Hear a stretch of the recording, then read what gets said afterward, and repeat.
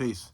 Today we're going to talk about Kamala Harris and some of the mythology that's linked to her name and how that coincides with different spiritual events of the time, like the Age of Aquarius, the Golden Age, the Satya Yuga, and all those things. She also kind of represents the times we're coming out of, too, the Kali Yuga, which I think is very interesting that we're in that whole, like, transitionary phase from one age to the new age, and we're going to be kind of seeing these type of figures uh, that can symbolically represent both energies, both times. It's going to be very interesting, and it is very interesting. That's what I'm talking about today. So getting right into it, I'm going to talk about Kamala's name. Kamala's name is Kamala Devi Harris. We're going to get to Harris even later, because I think that kind of was interesting. But actually, we can get to Harris now. We can just break it down backwards, because Harris, to me, kind of represents that old age. The Harris being son of Harry, and Harry literally meaning, look this up, etymology, Harry literally meaning to make war, ravage, lay waste. And that's all Kali Ma, like that's all Kali Yuga, like coming down, cutting off the heads of the ego energy right there. And then we're talking about Kali Ma, but more specifically today, Kamala. These are both Devis, goddesses. Devi, which is the middle name of Kamala, but also the Hindu term for goddesses in their mythology. Um, Devis are goddesses, and the goddess that we're talking about today is Kamala themselves, who is the the 10th Mahavidya, and the Mahavidya being the 10 different emanations of the supreme goddess. And you could think about the Mahavidya as being um, like 10 different paths. If you're familiar with Orishas and Santeria, same way they have different paths, you could think about this being 10 different paths of the same deity. Or if that's not good enough, you could think about it just being like 10 different avatars. Like this is where the term avatar even comes from, the Hindu mythology. These are 10 different avatars of that energy. Um, 10 different ways for it to be expressed. Specifically, we're talking about Kamala. Kamala is the ritual form, the tantric form of Lakshmi. Lakshmi being the goddess of abundance, prosperity, wealth, beauty. They represent all the same things, but they represent it in the tantric form, which is kind of like just saying, tantric isn't just like there's sexual tantric, but that's a type of tantric. Tantric literally means to weave, to loom, to weave together, silk making. It's the aspect of, but it also kind of represents the terms for the doctrine, the text, and this being the idea that the rituality part of like doing magic, we're just interacting with these different energies and understanding them. There's the mythology aspect of that, the doctrine, the text, and then there's the more actual doing, the um, the altars, like the altars you see right here, the spells, the invocations, the evocations, the the actual just even artistic works, because that's a lot of what gods are used for today. You just use just culturally. Um, like just think about how many Lokis there are in pop culture. Like so many Lokis and so many different shows and movies and comics and books. And I'm talking about that in another later video. I'm talking about Ragnarok and how that's a big symbol that's coming up now too. All kind of symbolizing the same things, like the end of an old age and the beginning of a new world. And Kamala, that's why Kamala is important, because Kamala represents, all right, like now we're here, get to work. Like in your spiritual journey, you've gone through the phase. Like that's even why Kamala, I believe, is represented in this red garb, because we see a lot of spiritual figures that are in that later phase of that completion, of that bringing everything full circle, like uh but also the act of expression, the act of expressing this light. And that's what Kamala really is. Kamala is the light. is the light of the Mahaviyas, where maybe Kali Ma is the darkness, the chaos, but the light, the order, the the actions that can be expressed, the kinetic energy of the potential energy that is the chaos, is Kamala. It's the light. It's the expression, and that's like the same way. The light is the expression. It's the ritual. It's the tantra. Is the magic. Like that's the going out and doing things with it. And very interesting symbol to be in the age of Aquarius. Like I said, this is the goddess of prosperity, the goddess of abundance, the goddess of wealth, the goddess of beauty. And that's all coinciding with the water bearer aspects.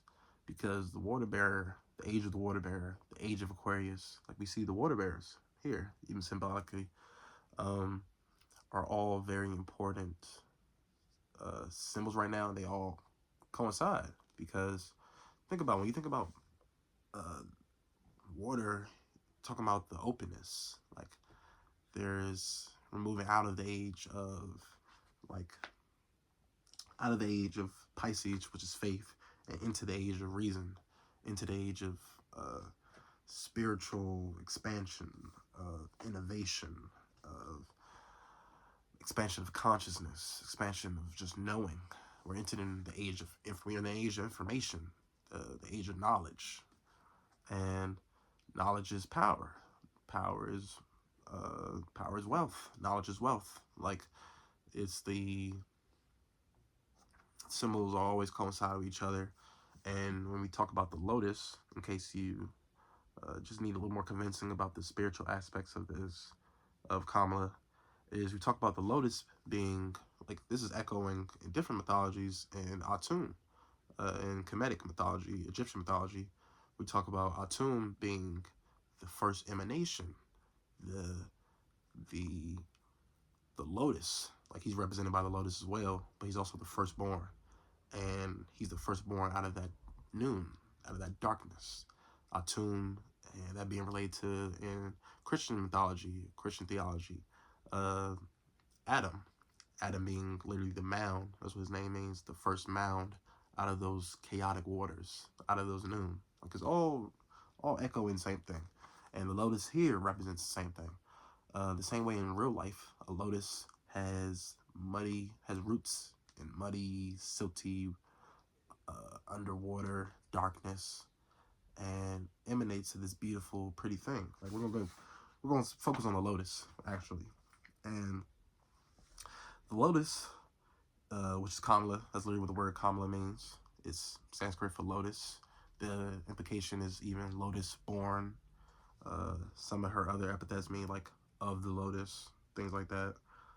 We talk about how it represents a spiritual journey of life from muddy, swampy roots to blossoming beauty.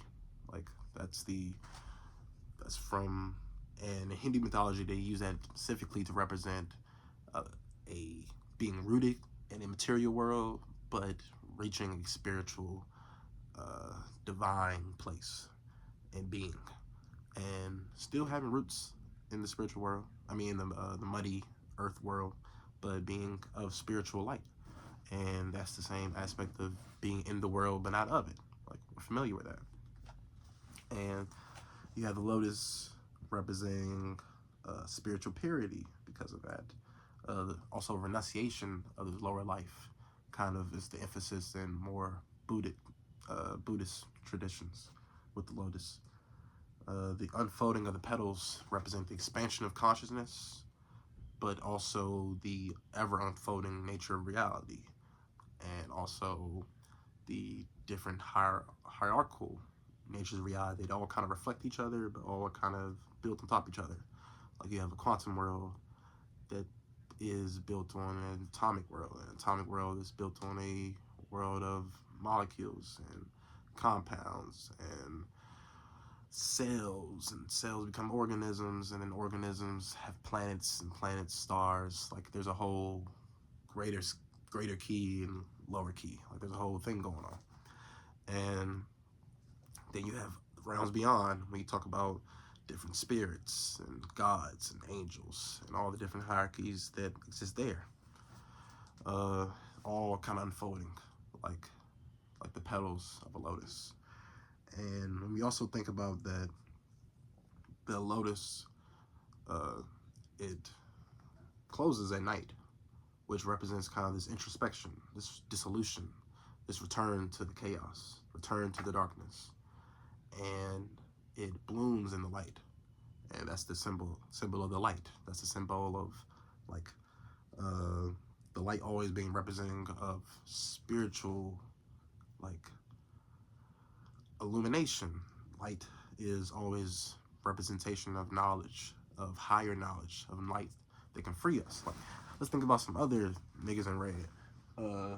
Prometheus, like as we see here. Can you see that? Prometheus, always kind of representing in the red garb. It's literally the light bringer, the fire stiller, the one with the forethought. That's literally what Prometheus means, like promotheus, the prior thinking. And then you have right here, this is the tarot card for the magician, and in the red garb, and you know, Michael Jackson, red garb. It's like, it's a thing, the magician. Even here, like, think about, this is interesting actually, because we're not done with the lotus, but think about how light is always represented. It's beautiful. That is, it's actually lit right now. The light is always representative of getting more knowledge, gaining more knowledge, more gnosis, more know thyself.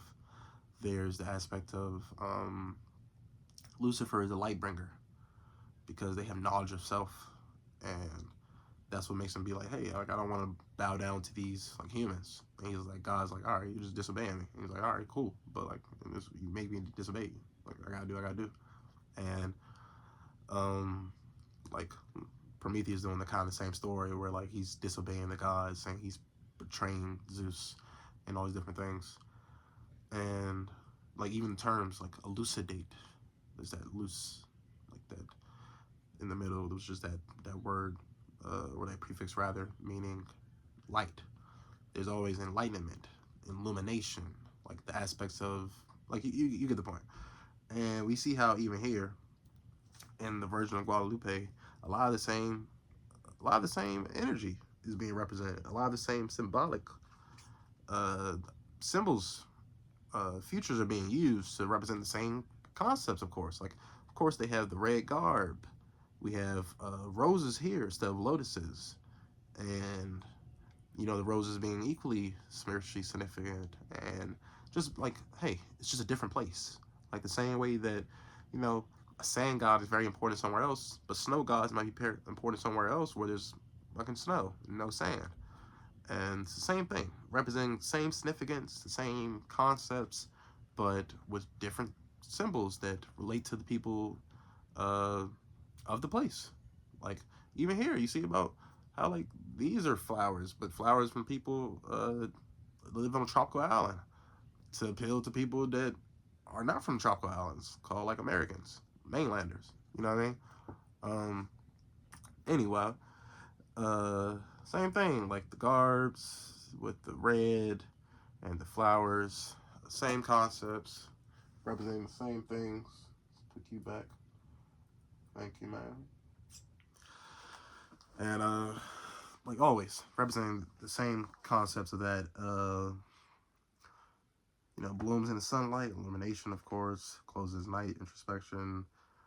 Yeah, it's very, very interesting. And also too, like when we're talking about the symbols here, talk about the elephants.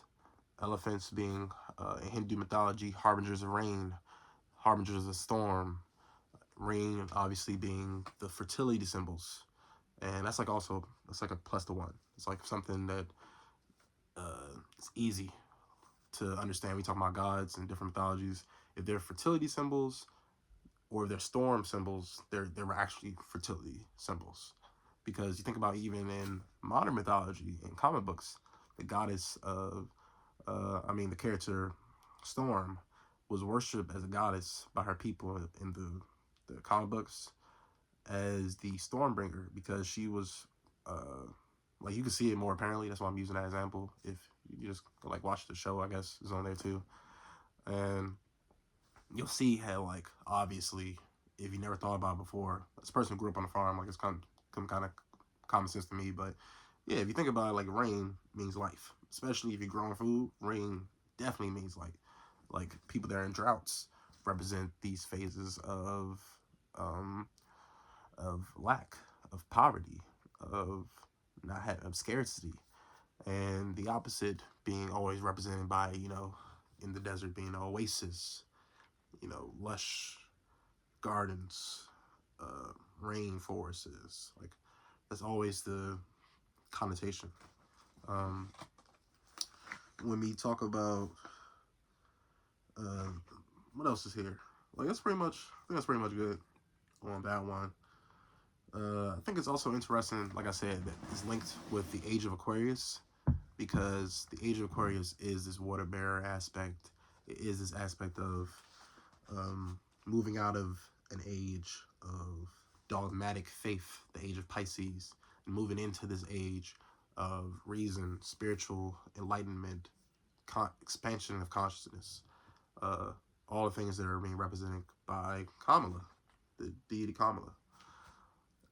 Also, like, I don't know if I made the distinction clear yet, but yeah, we're not talking about actual person. Person is just a symbol.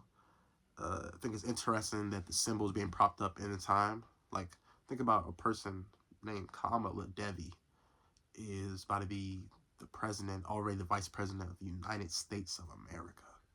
Like, just that symbolic sentence alone is very, very powerful. If you wanted to be, if you wanted to offer you some bit of gnosis, a bit of light for yourself, for your works. Also, I would like to make it clear I believe it was completely intentional. Like, her mother is literally a Hindu woman. Uh, her her sister name is Maya Lakshmi Harris. Lakshmi was the deity we talked about earlier. Maya is the term for the world of illusion that is this physical reality in Hindu mythology. Maya, think about the Matrix. That's where they get the concept from, this physical world on top of a real world that's spiritual and greater. And to wrap it up, even talking about her mother themselves, name is Shyamala, and that's like M. Night Shyamalan. That's like the female version of it. And this is referring, very interestingly enough, to the term for dark, black, blue in Sanskrit, which is interestingly, I'm gonna lead y'all to this one. This is linking directly to the dark god, the black god, the blue god. And this, of course, is Krishna, who is always referred to in those terms. The black god, the blue god. Very interesting. And I think that's it. Oh, well, that was the last thing, actually. The last thing was, I thought it was kind of funny that if she was elected president, she would be the first lady president, which is kind of like a pun, but that's not the point. She would be a lady president. Lady president of the United States. Lady of the United States is Lotus. Lady of the United States. Lotus. I think that's funny. All right. Peace.